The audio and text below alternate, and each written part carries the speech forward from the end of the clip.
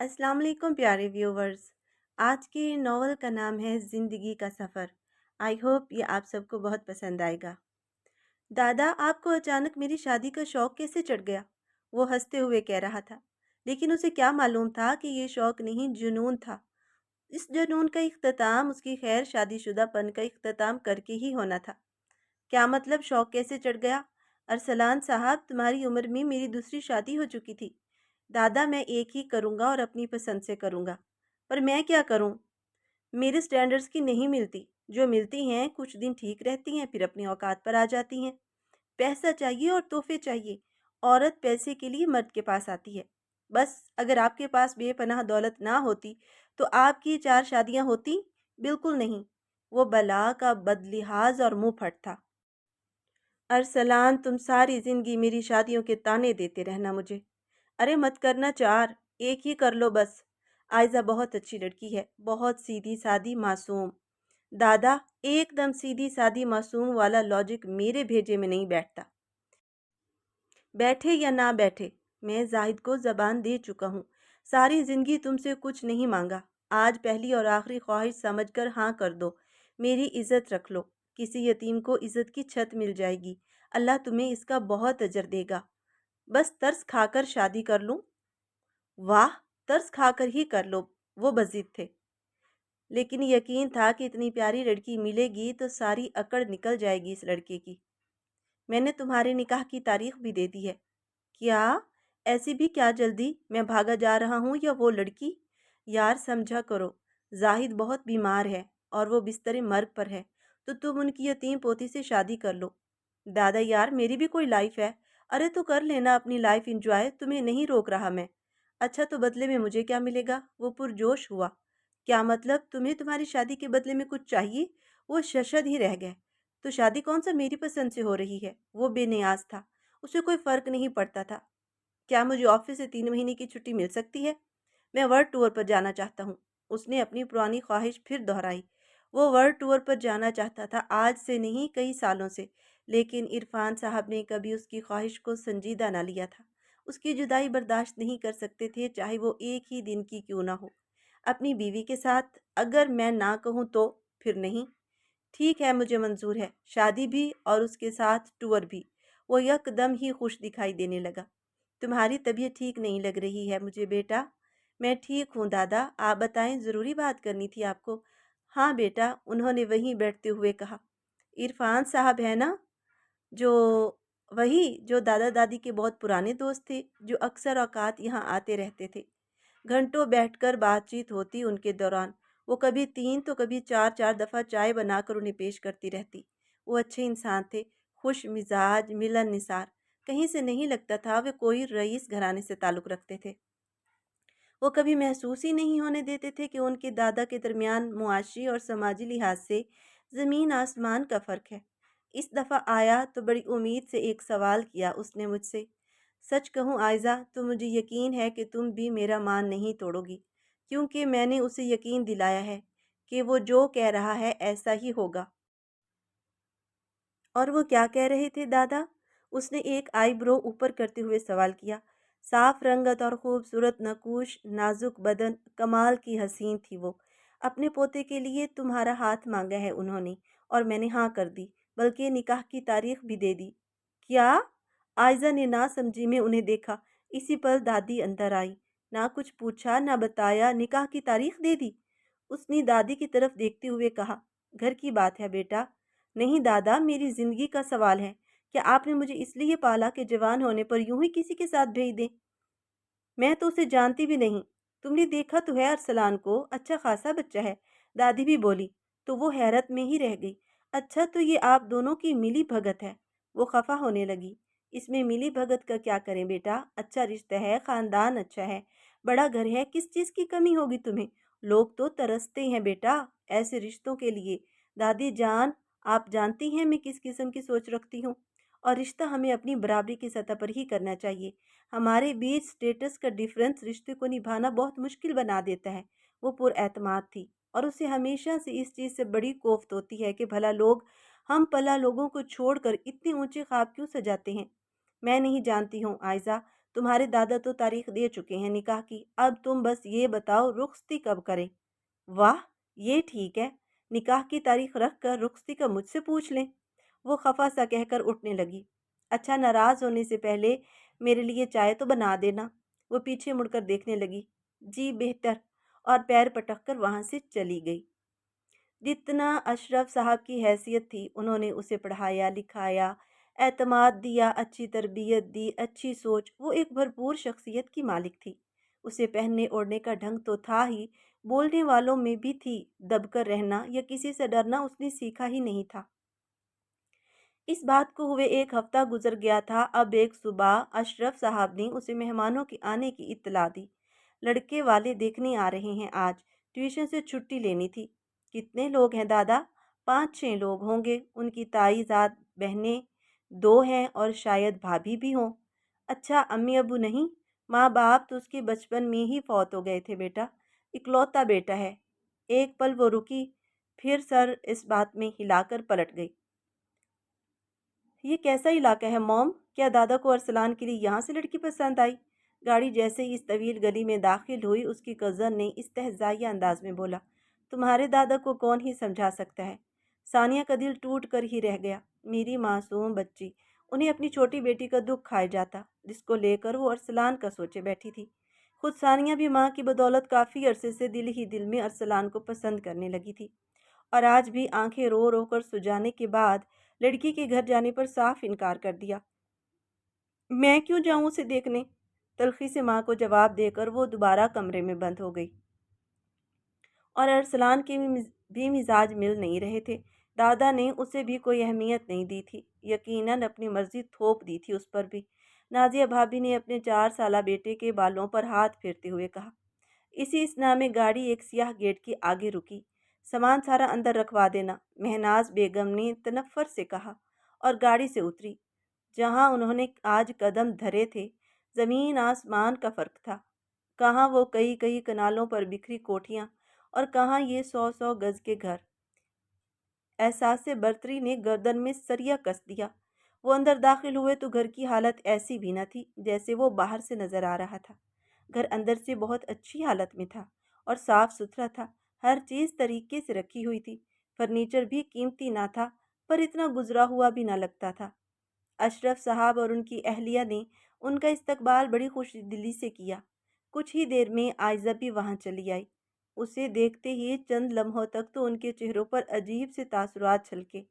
खूबसूरत लिबास, हल्का फुल्का मेकअप किया, क्या हसीन लग रही है। किरण बेख्तियार आयजा से हसद महसूस करने लगी, और जब उसने बोलना शुरू किया तो उसके बोलने के अंदाज ने भी इनको मुतासिर किया।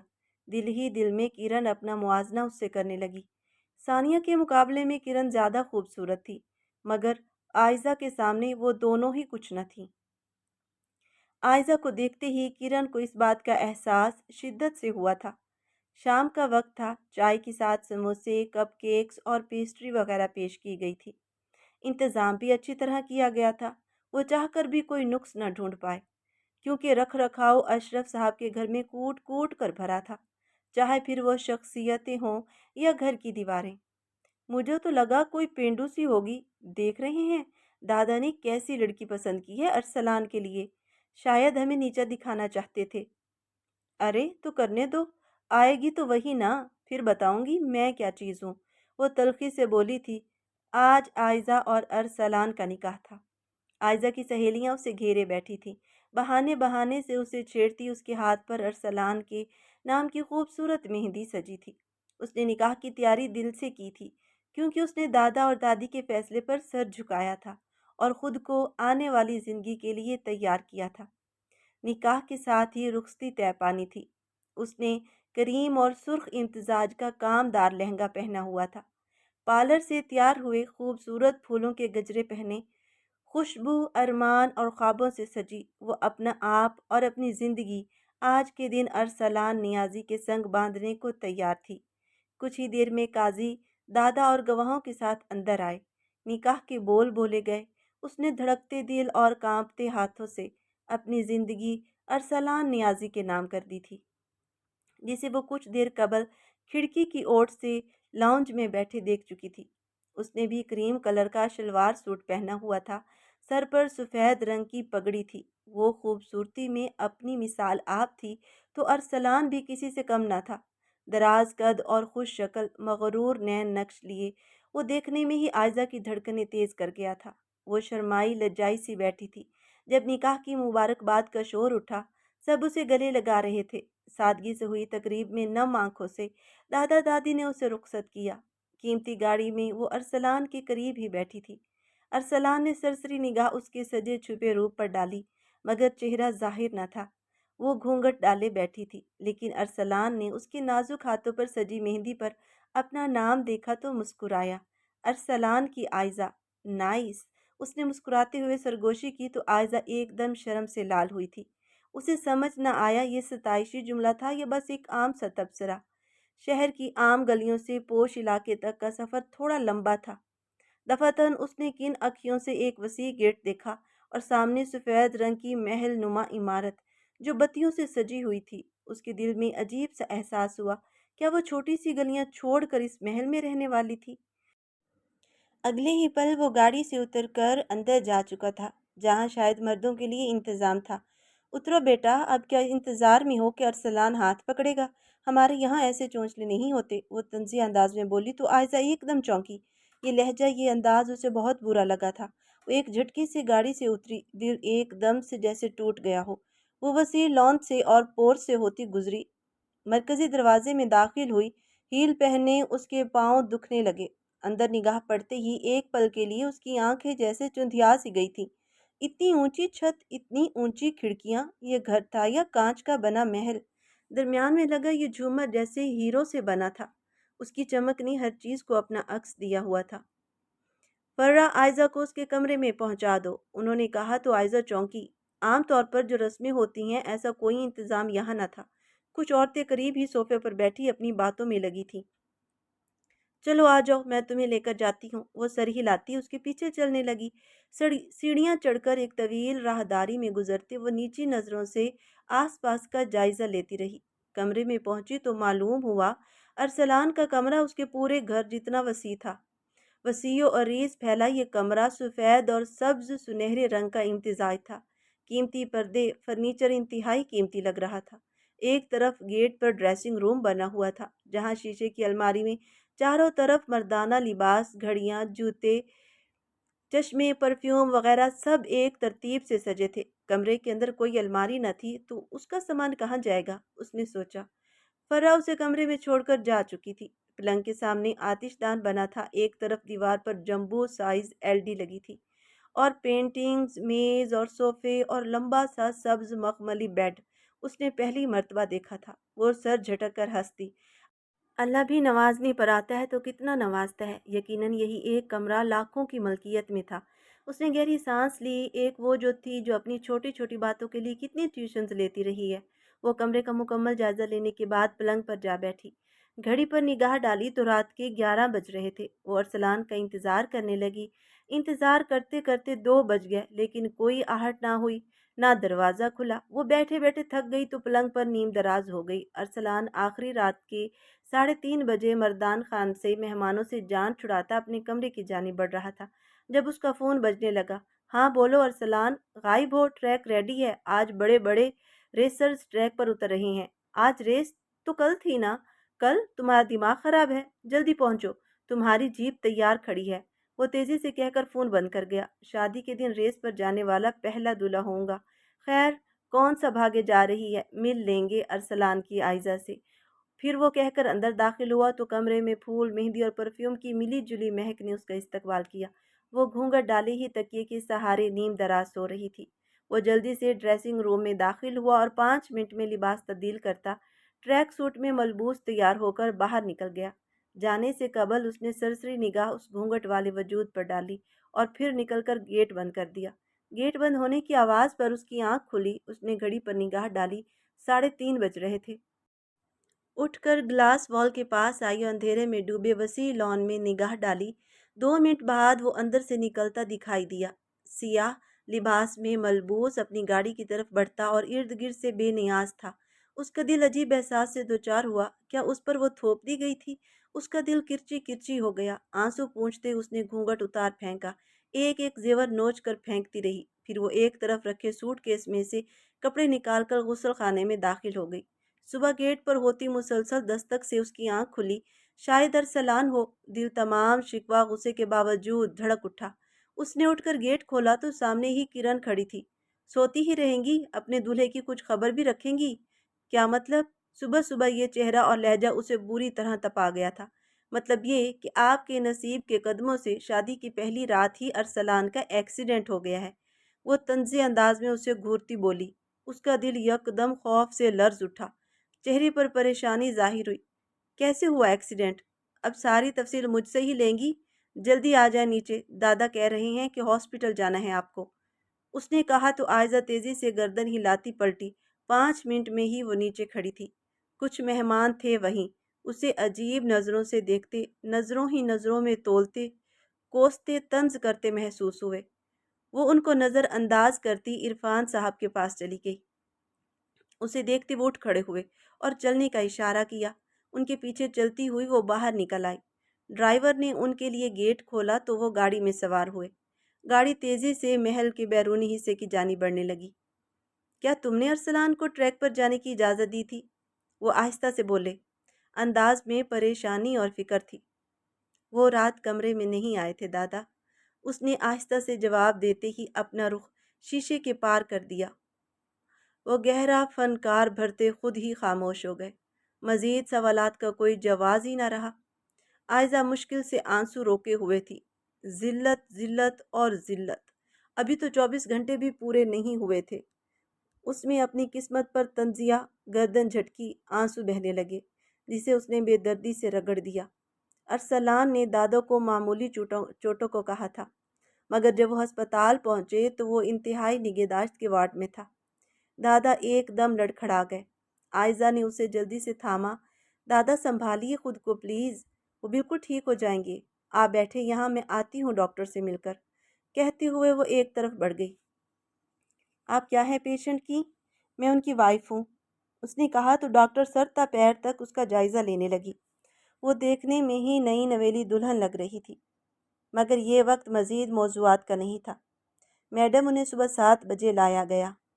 نیک بون کریک ہے، سر پر گہری چوٹیں ہیں، فریکچر، پسلیاں بھی ٹوٹی ہوئی ہیں، دونوں پیروں کی ہڈیاں ٹوٹی ہیں۔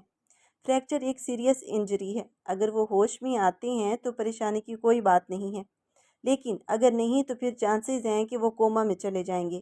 یہ سب سنتے عائزہ کے پیر کانپ رہے تھے۔ وہ بمشکل خود کو سنبھالے ہوئے تھی۔ اس نے دل ہی دل میں دعا کی کہ وہ ٹھیک ہو جائے، لوگ تو اسے جینے ہی نہیں دیں گے۔ دادا دادی کی ٹینشن سے کیا حال ہوگا؟ عائزہ نے واپس جا کر ارسلان کے دادا کو تسلی دی۔ وہ بالکل ٹھیک ہو جائے گا اور پریشانی کی کوئی بات نہیں ہے۔ لیکن وہ جانتے تھے کہ وہ جھوٹ بول رہی ہے۔ اس کا کوئی حصہ ایسا نہیں تھا جہاں پٹی نہ بندھی ہو۔ کتنی ہی جگہ چوٹیں لگی ہوئی تھی۔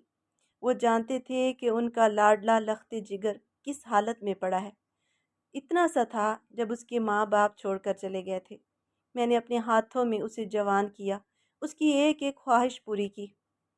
اس کی خواہش منہ سے نکلنے کی دیر ہوتی تھی کہ ہر شے حاضر۔ شاید یہی وجہ تھی کہ آج وہ اس حال میں ہے۔ سارا قصور ہی میرا ہے۔ ایسا مت کہیں دادا، آپ نے تو محبت کی بس، اور آپ کی محبت رائیگاں نہیں جائے گی۔ آئے روز ہماری اس ریسنگ پر بحث ہوتی تھی، مگر کبھی نہیں سنتا تھا میری بات۔ وہ سر پکڑے رو رہے تھے۔ عائزہ کو سمجھ نہ آئی کہ کیسے انہیں تسلی دے۔ کچھ دیر بعد ارسلان کا کزن معاویہ بھی وہاں چلا آیا۔ اس پر نظر پڑتے ایک پل وہ چونکا تھا۔ عائزہ کو اس کے دیکھنے کا انداز ایک آنکھ نہ بھایا تو اسے نظر انداز کرتی دوسری جانب دیکھنے لگی، مگر وہ محسوس کرتی تھی کہ اس کی عجیب نگاہ اسی پر ہی ٹکی ہوئی ہے۔ کیسا انسان تھا، کیسا عجیب گھٹیا خاندان ہے۔ گھر کی عورتیں اتنی بد زبان اور بدتمیز، ایک شادی کی رات ریسنگ پر جا کر اپنے ایکسیڈنٹ کروائے، ICU میں پڑا ہے، اور دوسرا یہاں کھڑا اپنی بھابھی کو گھور رہا ہے۔ اس حال میں اس کا کزن زندگی اور موت کی جنگ لڑ رہا ہے، اور دادا نے عرفان دادا کی اچھائی کے پیچھے میرا سودا ان گندے لوگوں میں کر دیا۔ اف، اب میرا کیا ہوگا؟ وہ سوچ کر پریشان ہونے لگی۔ ارسلان کو ICU میں داخل ہوئے تیسرا دن تھا۔ اور ان 3 دنوں میں کم از کم بھی 30 دفعہ اس نے خود کو یہ شادی کرنے پر کوسا تھا۔ اس کی حالت میں کوئی سدھار نہیں آ رہا تھا، لیکن دادا کا بی پی ہائی ہوتا جا رہا تھا۔ دادا دادی بھی روز ہاسپٹل آتے اور شام کو لوٹتے۔ دادا منع کرنے کے باوجود بھی ہسپتال سے گھر نہ گئے تھے۔ ان کی صحت لمحہ بلمحہ بگڑتی جا رہی تھی، اور وہ دن میں کئی چکر لرزتے قدموں سے آئی سی یو کے باہر لگاتے، اندر جھانکتے، جا کر ارسلان سے کئی باتیں کرتے، اسے ڈانٹتے، پھر منت کرتے کہ اپنی آنکھیں کھول، اور پھر مایوس ہو کر پلٹ پڑتے، بری طرح روتے۔ عائزہ انہیں سنبھالتے سنبھالتے بحال ہو جاتی تھی۔ عائزہ کو نہ صرف اپنی شادی کا غم تھا، بلکہ ارسلان کی حالت بھی اسے تکلیف دیتی تھی۔ پھر تنگ آ کر اللہ سے شکوہ کرنے لگتی کہ جلد از جلد اس صورتحال کو ٹھیک کر دے۔ مہناز بیگم جب ہسپتال آتیں، اس پر طنز کے تیر برساتیں۔ ان کے چہرے سے کبھی نہیں لگتا تھا کہ وہ پریشان ہیں یا انہیں ارسلان کی حالت کا کوئی دکھ ہے، بلکہ عائزہ کو لگتا تھا کہ وہ خوش ہیں۔ ان کی خوشی چہرے اور لہجے سے صاف ظاہر ہوتی تھی۔ وہ بار بار دادا کے سامنے عجیب باتیں کرتی۔ عائزہ کو لگتا کہ وہ ان کے سامنے جان بوجھ کر ارسلان کی حالت کو مزید بدتر ہوتا بتاتی تھی، اور پھر دادا کو لگتا کہ عائزہ انہیں جھوٹیاں تسلیاں دیتی ہیں۔ ارسلان کی حالت میں سدھار نہ آیا، لیکن کوئی بگاڑ بھی نہیں تھا۔ 7واں دن تھا جب ڈاکٹرز نے بتایا کہ ارسلان کوما میں جا چکے ہیں، اور اسی پل کہیں سے مہناز تائی آئیں۔ ڈاکٹر کے منہ سے جملہ سنتے ہی وہ سر پیٹتی دادا کے پاس چلی گئی۔ اگلے ہی پل عائزہ نے دیکھا کہ دادا دل پر ہاتھ رکھے وہیں ڈھیر ہوئے۔ خوف اور صدمے سے چلاتی ان کے پاس بھاگی۔ اگلے 10 منٹ میں انہیں ڈاکٹر اسٹریچر پر ڈالے وہاں سے لے جا رہے تھے۔ آپ کے مقاصد کیا ہیں؟ آخر کیا چاہتی ہیں؟ یہاں وہ پھٹ پڑی۔ ان کے انداز اور غصے پر ایک پل کے لیے تو مہناز تائی ساکت ہو کر رہ گئی۔ اگلے ہی پل ان کا غصہ بحال ہونے لگا۔ اے لڑکی، آواز کم، ورنہ زبان کھینچ کر کاٹ ڈالوں گی۔ وہ غرائیں۔ میرے بھی ہاتھ ہیں، میں نے تلخی سے کہتے ہوئے ان کی آنکھوں میں دیکھا۔ جس طرح آپ یہ مکار چالیں چل رہی ہیں نا، یقیناً دولت کے لیے، تو پھر سن لیں، قبر میں نہیں لے کر جائیں گی۔ اس لیے لوگوں کی زندگیوں سے کھیلنا بند کر دیں، وہ نفرت سے کہتی ہے۔ ایک طرف بڑھ گئی۔ ان مصیبتوں سے جان چھوٹے تو تمہارا بندوبست بھی کرتی ہوں لڑکی۔ وہ سر جھٹکتے ہوئے ایک طرف بڑھ گئی تھی۔ دادا کی حالت بگڑنے کے بعد معاویہ کے چکر بڑھنے لگے تھے۔ اس کے آتے ہی وہ کہیں نہ کہیں غائب ہو جاتی تھی، صرف اور صرف اس کی عجیب نگاہوں سے بچنے کے لیے، اور وہ اس کی پریشانی سے لطف اندوز ہوتا تھا۔ عائزہ کو اس سے گھن آتی تھی۔ اگلے 2-3 دن مزید مشکل تھے۔ دادا کی طبیعت مسلسل بگڑتی جا رہی تھی۔ اچانک چوتھے روز صبح ہی صبح دادا کے انتقال کی خبر ملی۔ وہ کئی پل بے یقینی کی کیفیت میں پلنگ پر بیٹھی سن رہی، پھر نفی میں گردن ہلاتی باہر کی جانب بھاگی، لیکن وہاں تو خاموشی تھی، جیسے کچھ ہوا ہی نہیں۔ اس نے چادر ٹھیک کی اور باہر کی طرف بڑھی، ڈرائیور کو گاڑی نکالنے کا کہا، سیدھا ہاسپٹل پہنچی۔ وہ وہاں پہنچی تو مہناز بیگم ایک طرف بیٹھی رو رہی تھی۔ معاویہ چہرہ لٹکائے ہسپتال کے معاملات دیکھ رہا تھا، جبکہ وہ بے یقین تھی۔ اس نے ڈاکٹر عاصم سے بات کرنا چاہی تو وہ جان چھڑانے والے انداز میں رٹا رٹایا وہی جملہ کہ طبیعت اچانک بگڑ گئی، ہم کچھ نہیں کر پائے، مگر رات کو تو بہتر کی طرف آ رہے تھے۔ آپ ہی نے تو کہا تھا وہ بالکل صحت مند تھے، انہیں پہلے کبھی دل کی شکایت نہیں رہی۔ کل خود آپ نے کہا کہ وہ بہتری کی طرف آ رہے ہیں۔ رات کو ان کی طبیعت بگڑی تو آپ نے مجھے اطلاع کیوں نہیں دی مسٹر؟ معاویہ اور ان کی مدر، سب سے پہلے آپ کی ملاقات کس سے ہوئی تھی ڈاکٹر؟ مجھ سے۔ میں انہیں یہاں لے کر آئی تھی۔ آنٹی اور ان کا بیٹا بعد میں آئے تھے۔ آپ کو مجھے اطلاع دینی چاہیے تھی۔ کیوں بی بی؟ تمہیں جائیداد اپنے نام لکھوانی تھی؟ ہمارے گھر کا سربراہ چلا گیا، تمہیں بحث کرنی ہے؟ تم ہسپتال کیوں آئی ہو؟ تمہاری منحوس شخصیت کا نتیجہ ہے۔ 10 دن میں ہمارے گھر کے 2 لوگ برباد کر دیے۔ وہ اس پر پوری طرح چلا رہی تھی۔ آس پاس نرس اور دیگر عملہ حیرت و تجسس سے یہ منظر دیکھ رہے تھے۔ تبھی دادا دادی آتے دکھائی دیے۔ عائزہ کیا ہوا بیٹا؟ وہ پریشانی سے سوال کر رہے تھے۔ ہونا کیا ہے، سنبھالیں اپنی لاڈلی کو، زبان دراز کہیں کی، لالچی لوگ، پتہ نہیں کہاں سے ہمارے سر آ پڑے۔ वो बड़बड़ाते हुए एक तरफ बढ़ गई। आयजा अभी भी कोई बात नहीं करना चाहती थी। दादा, आप भी अपने आप को संभालें। उनकी जिंदगी इतनी ही लिखी थी। वो सुर्ख आंखें लिए बोली और वहीं बेंच पर बैठ गई।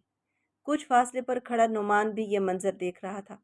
वो रोज ही यहाँ आता था और इस लड़की की हिम्मत, हौसला और मजबूती हर शय उसे मुतासिर करती थी।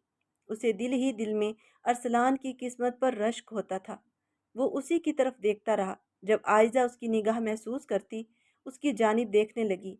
उसे देखकर आयजा के दिल में अचानक ये ख्याल आया। उठकर उसकी तरफ बढ़ने लगी। नुमान बेइख्तियार, बहुत अफसोस हुआ इरफान दादा की डेथ का। अल्लाह आपको सब्र दे। आमीन। आप कब से अरसलान को जानते हैं? उसे मैंने सवाल किया तो नुमान ने कुछ लम्हे ठहर कर जवाब दिया। हम कॉलेज में मिले थे। यकीनन लंबा अरसा हो गया है। मेरा एक काम करेंगे? वो उसकी आंखों में देखती पुरएतमादी से कह रही थी। जी जी कहिए, क्यों नहीं। अरसलान का ख्याल रखिए और उनके घर वालों पर नज़र। वो जल्द या बद मुझे इन मामलात से निकाल देंगे और मुझे शक है कि उनका मकसद अरसलान को नुकसान पहुंचाना भी है।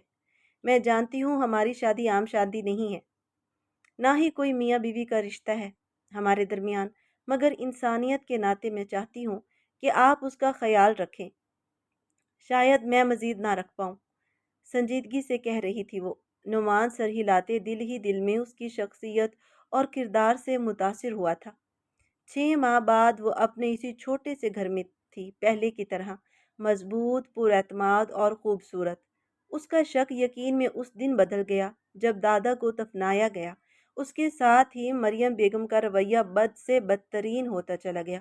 वो बात बात पर उससे लड़ती झगड़ती, उसे ताने देती, मगर वो मुसलसल अस्पताल के चक्कर लगाती, अरसलान की खैर खबर लेती रहती।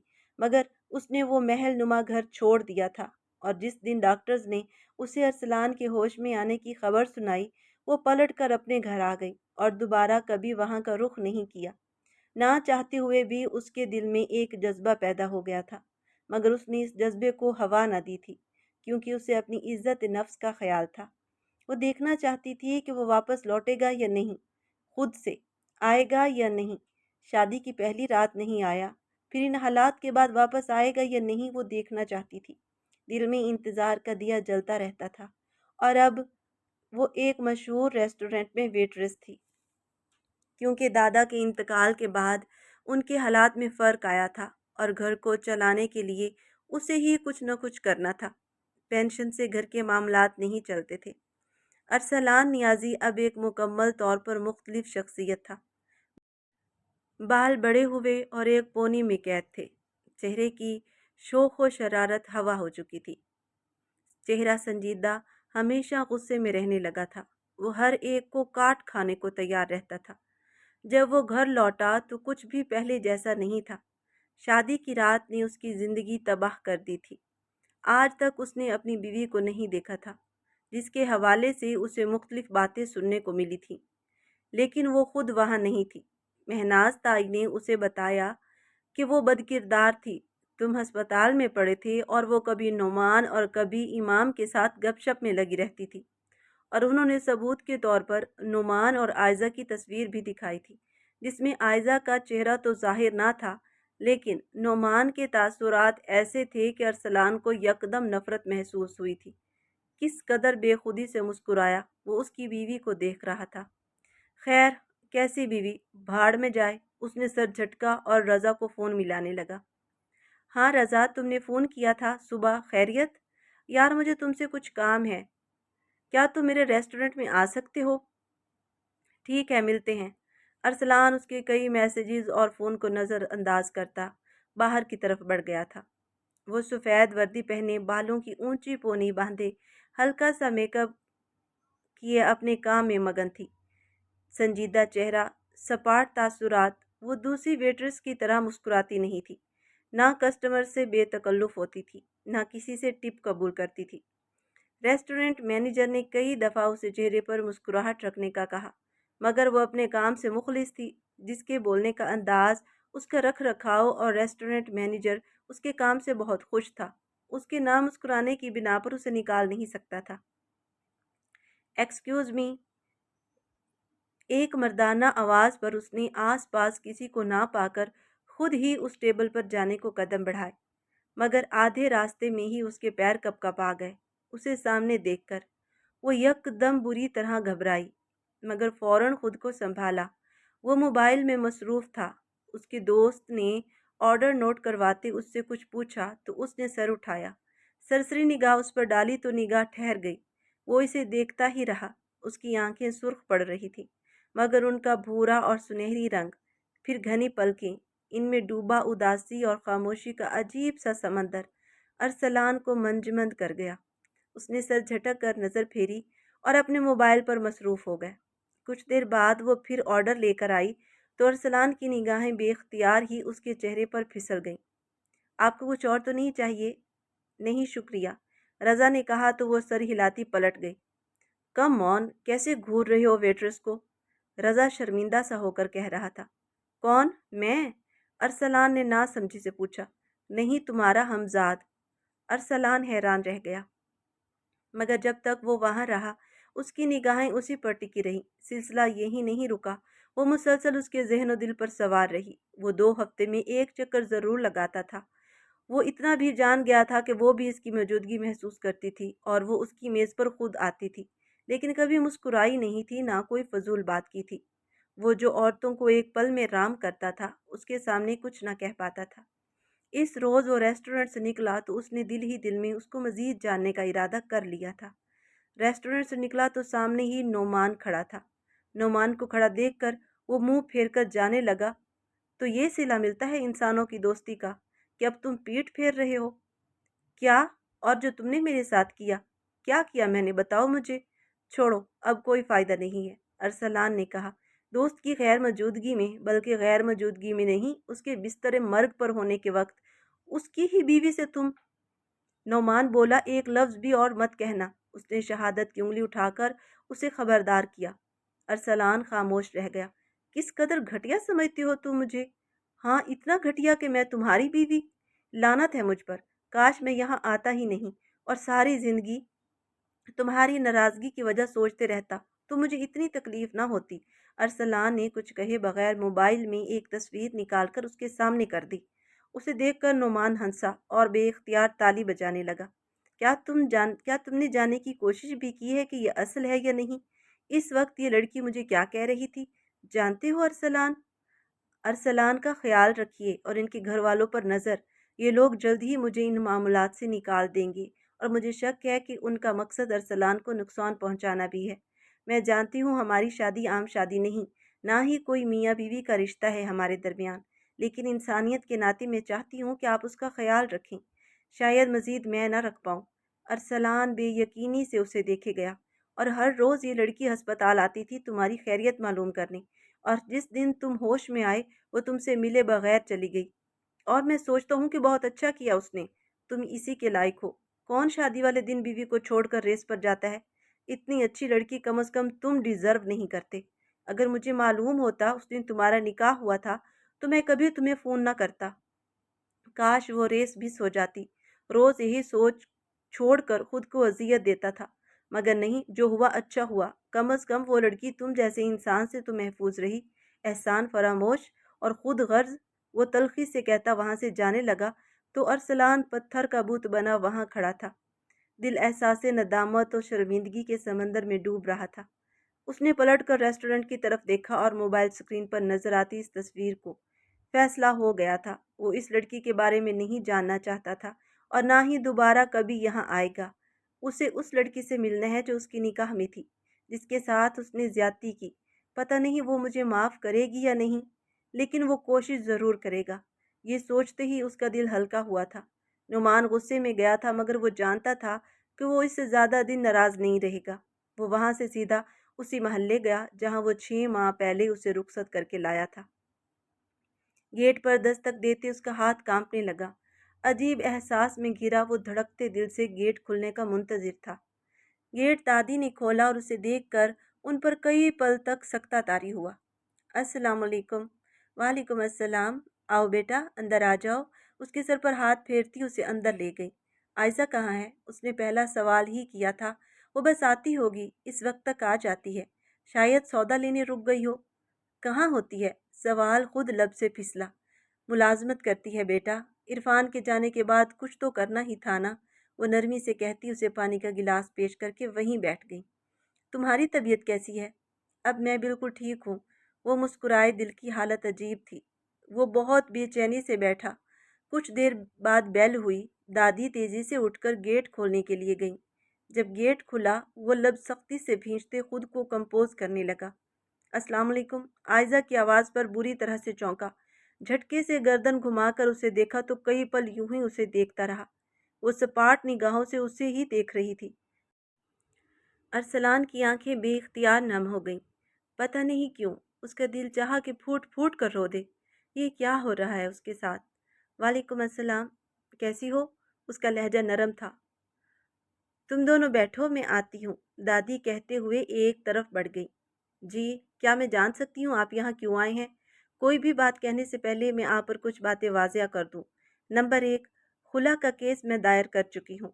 ये सुनते ही अरसलान का चेहरा सफ़ेद पड़ गया और खौफज़दा हो गया। बेइख्तियार नफ़ी में सर हिलाया। नंबर 2, आपने आने में देर की। 3 माह हुए आपको कोमा से बाहर आए हुए। 1 माह ठीक है, आपके दादा का इंतकाल हुआ था, वक्त लगा होगा सदमे से निकलने में। लेकिन 2 माह बाद भी आपको होश ना आया कि आपकी किसी से शादी हुई थी जिससे मिले बगैर आप अपनी रेस पर चले गए थे। मैंने बहुत खलूस और ख्वाबों के साथ आपको अपनाया था। मुझे किसी दौलत का लालच नहीं था। मैंने आपकी वजह से 3 माह जिल्लत बर्दाश्त की। आपकी हवसी कज़न की नज़रें, गलाजत भरे जुमले, आपकी खबीस ताई की फजूल बकवास, जिस वजह से मेरी ज़िंदगी एक अजाब बन चुकी थी और आप अपनी लापरवाही और बेहिसी की वजह से कोमा में पड़े थे। आपकी वजह से एक सेहतमंद इंसान अपनी ज़िंदगी की बाजी हार गया। मुझे पूरा यकीन है कि आपके लालची ख़ानदान ने ही उनके साथ कुछ किया था। मगर आप, अरसलान नियाज़ी, एक बेहिस, खुद गर्ज और एहसान फरामोश इंसान हैं, जिसके साथ कम अज़ कम मैं नहीं रह सकती। और मैं जानती हूँ आप अपनी बीवी से नहीं, बल्कि उस खूबसूरत दोशीज़ा से मिलने आए थे, जिसके लिए हफ्ते में कई बार रेस्टोरेंट जाते रहे हैं। एक अनजान मगर खूबसूरत लड़की के लिए आप रोज़ अपने घर से 2 घंटे का सफ़र करके रेस्टोरेंट जा सकते हैं, मगर अपनी बीवी की खबर लेने के लिए एक दफ़ा कोशिश नहीं की। वो उसे बताना चाहता था कि वो उस लड़की के लिए नहीं बल्कि अपनी बीवी के लिए यहाँ आया था। मगर उसका गुस्सा इतना ज़्यादा था कि उसे लगा वो एक लफ्ज़ बोलेगा और वो थप्पड़ मार मार कर उसका मुंह लाल कर देगी। आप जा सकते हैं। उसने तुर्की से हाथ के इशारे से उसे जाने का हुक्म दिया और वो वहाँ से जाने लगी। अरसलान ने बेख्तियार उसका हाथ पकड़ना चाहा। वो हाथ छुड़वाते हुए पीछे हटी। वो अरसलान नियाज़ी था, मुल्क का मशहूर बिजनेसमैन। औरत उसके लिए सिर्फ खलौना थी और आज एक ऐसी लड़की के सामने खड़ा जलील हो रहा था जिसने एक निगाह के काबिल भी न समझा था उसे। इस पल उसे एहसास हुआ कि वो उसे खोना नहीं चाहता। वो सारी ज़िंदगी इसी तरह से जलील हो सकता है, मगर उसे खो नहीं सकता। आप खुला का केस वापस ले लें, उसने बोला। ज़रूरत नहीं है, वो तल्खी से बोली।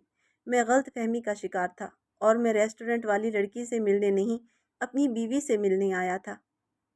उसके मुंह से अपने लिए बीवी सुनकर आयजा का दिल धड़का था, मगर वो पत्थर बनी उसे तल्ख निगाहों से घूर रही थी। मैं आपको एक एक बात की वजाहतें देने के लिए तैयार हूँ। आप सिर्फ एक दफ़ा मेरी बात सुन लें। बोलें, आपके पास 5 मिनट है। मैं जैसे ही कोमा से निकला तो मेरे दिल में सबसे पहले दादा और फिर अपनी बीवी को देखने का ख्याल आया। वो बीवी जिसे मैंने अभी तक नहीं देखा, उसे देखने की ख्वाहिश थी। अच्छा जी, तो आप क्या चाहते थे? जिस बीवी को आप एक नज़र देखे बगैर चले गए थे, वो आपके सिरहाने खड़ी आपका इंतज़ार कर रही होती। वो दिल ही दिल में तल्खी से बोली। लेकिन जब मुझे बताया गया कि दादा नहीं रहे, तो मेरे होश भी बाकी नहीं रहे। मैं फिर 3 हफ्ते तक नर्वस ब्रेक डाउन का शिकार हो गया। फिर बताया गया मेरी बीवी बदकिरदार थी, वो मुझे छोड़कर चली गई थी। वो बोलने लगा तो आयज़ा के तासुरात सख्त से सख्त तर होते गए। आप मुझे माफ़ कर दें आयज़ा, प्लीज़। मैं जानता हूँ मेरा कसूर बहुत बड़ा है, मेरे गुनाह बहुत बड़े हैं, लेकिन मैं इस बार खुद को बदलना चाहता हूँ। दादा के लिए नहीं बदल सका, लेकिन वो चाहते थे कि मैं आपसे शादी करके खुद को बदलूँ, लेकिन उन्हें یقین تھا کہ آپ کے ساتھ رہ کر مجھ میں آپ جیسی خوبیاں پیدا ہو جائیں گی، اور اب میں واقعی بدلنا چاہتا ہوں۔ پلیز خلا کا کیس واپس لے لیں۔ میں اس لڑکی کے لیے نہیں بلکہ اپنی بیوی کے لیے آیا تھا۔ یہاں وہ آہستگی سے کہتا خاموش ہوا۔ عائشہ خاموشی سے اس کی طرف دیکھتی مڑ کر چلی گئی۔ ارسلان کا دل بری طرح مسئلہ تھا، وہ اسے معاف کر دے، اس بار کاش اس کے بعد وہ ہر ہفتے وہاں آنے لگا تھا۔ وہ اس سے ملتی، اس سے بات بھی کرتی، لیکن اس نے خلا کی واپسی کے حوالے میں کوئی بات نہ کی تھی۔ وہ دادی سے ڈھیروں باتیں کرتا اور آتی جاتی عائزہ کو گھورتا رہتا۔ وہ اسے نظر انداز کرتی، کبھی زیادہ ضروری بات ہوتی تو وہ جواب دے دیتی۔ اس روز دادی کی طبیعت کچھ ٹھیک نہ تھی۔ عائزہ اپنی دوائی لے کر باہر نکلی تو وہ بھی پیچھے چلا آیا۔ مجھے مجھے معافی کب ملے گی عائزہ؟ وہ ٹھہری اور خاموش نگاہ اس پر ڈالی۔ کچھ پوچھ رہا ہوں، دے دی معافی، اب میرے ساتھ چلیں پھر۔ وہ اس کی آنکھوں میں دیکھتے کہہ رہا تھا۔ وہ یوں دیکھتا تو عائزہ کے پسینے چھوٹنے لگتے تھے۔ نظر چراتی وہ پھر جانے لگی۔ اس نے اس کا ہاتھ تھام کر اسے روکا۔ میں خلا کا کیس دائر کر چکی ہوں۔ ہاتھ چھڑاتے اس کا لہجہ کپ کپ آیا تھا۔ وہ جانتا تھا کہ اس کی قربت سے وہ گھبرا جاتی تھی، اور یہ بات ارسلان کے دل کو مزید بےتاب کرتی تھی۔ ہو تو میری بیوی، میں کسی خلا کو نہیں مان رہا، کہو تو پھر نکاح پڑھوا لیتا ہوں۔ وہ گھبرائے انداز میں ہاتھ چھڑاتے کچن کی طرف چلی آئی۔ وہ بھی اس کے پیچھے آیا۔ آپ دادی کے پاس بیٹھے، میں چائے لے کر آتی ہوں۔ آپ کے پاس ہی بیٹھوں گا، دادی آرام کر رہی ہیں۔ ارسلان، وہ جھنجھلاہٹ کا شکار ہوئی۔ ارسلان، بہت ظالم ہو آپ، بہت زیادہ۔ وہ اپنے لہجے کو قابو کرتے ہوئے ظاہری غصے سے بولی۔ ہاں، تم جان بوجھ کر میرے ساتھ ایسا کر رہی ہو۔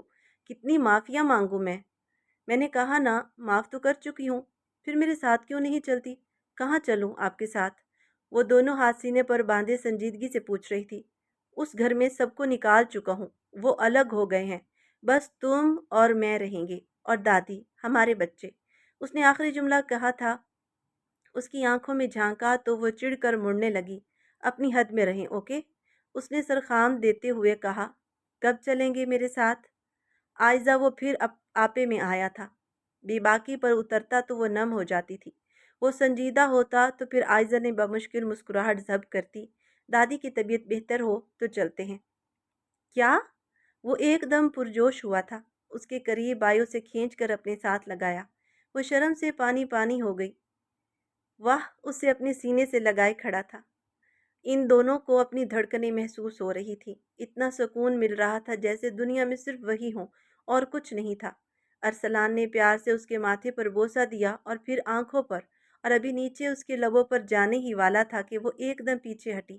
اب جائیں، اندر بیٹھیں۔ ادھر ہی بیٹھوں گا، وہ شرارت سے گویا ہوا۔ تو پھر وہاں جا کر بیٹھیں۔ اس نے دور پڑی کرسی کی طرف اشارہ کیا تو وہ ہنستا ہوا وہاں جا کر بیٹھا۔ وہ کام کرتی رہی اور وہ کچھ کچھ بولتا رہا، اسے تنگ کرتا رہا۔ اب وہ اس محل نما گھر میں واپس لوٹ آئی تھی، اور اس دفعہ اس کا استقبال مختلف تھا۔ ارسلان گھر ہوتا تو کسی پروانے کی طرح اس کے گرد منڈلاتا رہتا، اور وہ اسے ڈھیروں باتیں کرتی۔ اب اتنی محبت نچھاور کرتا کہ اسے گمان سا ہونے لگتا کہ شاید یہ کوئی خواب ہے۔ نعمان نے ارسلان کو اسی روز معاف کر دیا تھا جس روز اسے عائزہ کی واپسی کی اطلاع ملی تھی۔ گھر میں دعوت رکھی گئی تھی، کئی لوگ شرکت کے لیے آئے تھے۔ اس نے اپنے کاروباری حلقے میں بڑے فخر سے اسے متعارف کروایا تھا۔ وہ بالکل ویسا ہی بن گیا تھا جیسا عرفان نیازی اسے بنانا چاہتے تھے، اور وہ اس چیز پر دل ہی دل میں مطمئن تھا، مگر دکھ، افسوس اور پچھتاوا شاید کبھی بھی اس کا پیچھا نہ چھوڑتے، جن کے پیچھے لگ کر اس نے دادا کو کھویا تھا۔ وہ بالکنی میں خاموش کھڑا تھا۔ کیا سوچ رہے ہو ارسلان؟ دادا کے بارے میں، وہ اداسی سے بولا۔ پتہ نہیں کتنے خفا ہوں گے وہ مجھ سے، وہ تلخ ہونے لگا تھا۔ نہیں، وہ تو بہت خوش ہوں گے کیونکہ آپ خوش ہیں۔ آپ ذمہ دار ارسلان ہیں، پابند ارسلان، اور ویسے ہی جیسے وہ چاہتے تھے۔ وہ اس کے ہاتھ کی پشت کو چوم کر بولی۔ آپ نہ صرف اچھے انسان ہیں بلکہ ایک اچھے شوہر بھی ہیں۔ خوبصورت دل ہے آپ کا، حساس اور نرمی، یہ ساری خوبیاں پہلے ہی آپ کے اندر موجود تھیں، مگر شاید آپ کی لاؤبالی نے ان پر پردہ ڈالا ہوا تھا۔ وہ تو دادا تھے، آپ کو پالا ہی انہوں نے، کیا وہ بے خبر ہوں گے اس نرم اور حساس دل سے؟ بالکل بھی نہیں، وہ جانتے تھے، اور انہیں فخر ہوگا آپ پر۔ वो चुप हुई तो अरसलान ने बेख्तियार ही उसे गले लगा लिया। तुम ना होती तो शायद मैं अब भी वैसा ही लाउबाली अरसलान होता, मगर मेरी खुशकिस्मती है कि तुम हो मेरे पास, और अब तुम हमेशा मेरे पास रहना, कभी भी मुझसे दूर मत जाना। अच्छा जी, अब इतना प्यार आ रहा है। शादी की पहली रात तो मेरा घूंघट तक नहीं उठाया था, और मेरी मुंह दिखाई वो भी नहीं दी आपने। अच्छा जी, आज ही कर लेते हैं मुंह दिखाई। वो बिल्कुल दुल्हनों की तरह तैयार हुई थी। वो पहले से भी ज़्यादा हसीन लग रही थी। जब अरसलान कमरे में दाखिल हुआ, वो घूंघट में अपना मुंह छुपाकर बैठी थी। अरसलान को एकदम देखकर हंसी आ गई। उसके साथ बेड पर आकर बैठ गया। जी तो बेगम साहिबा, मुंह दिखाई में क्या चाहिए आपको? आयजा ने अपना हाथ बाहर निकाला और कहा कि मुझे आपसे एक वादा चाहिए कि आप हमेशा मुझ पर एतबार करेंगे। अरसलान ने कहा, वो तो दिया, अब बताओ मुंह दिखाई में क्या चाहिए? आयजा चुप हो गई तो अरसलान ने एक हार उसे गिफ्ट किया। वो हार हीरों का था, लेकिन उसकी चमक आयजा की खूबसूरती की चमक के आगे फीकी थी। फिर अरसलान ने अपने हाथों से उसे हार पहनाया और उसे अपने गले से लगा लिया। आज उनकी ज़िंदगी का एक नया आगाज़ था और वो दोनों बहुत खुश थे।